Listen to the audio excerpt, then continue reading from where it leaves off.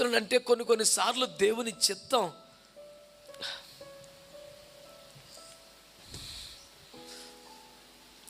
దేవుని మాట చొప్పున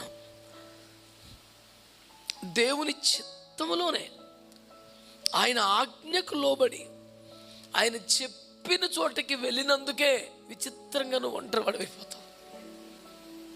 పనికి మాలిన పని చేసి తప్పుడు పనులు చేసి ఆయన మాటకు లోబడక అవిధేయమై తిరుగుబాటు చేసి కాదు, ఆయన మాట విన్నందుకే, ఆయన మాటకు లోబడ్డందుకే, ఆయన చెప్పినట్టు చేసినందుకే విచిత్రంగా దారుణమైన ఒంటరితనం నిన్ను పట్టుకుంటుంది.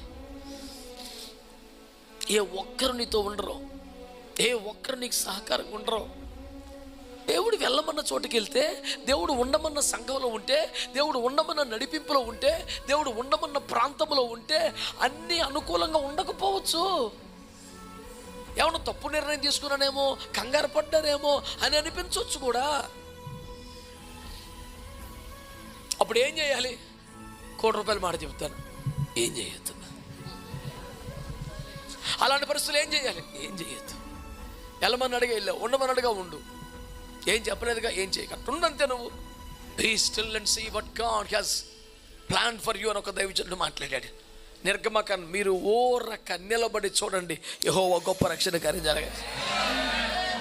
Be still and see what God is going to cause like miracle signs and wonders in your life. Just ఊరక నిలబడి చూడవయ్యా.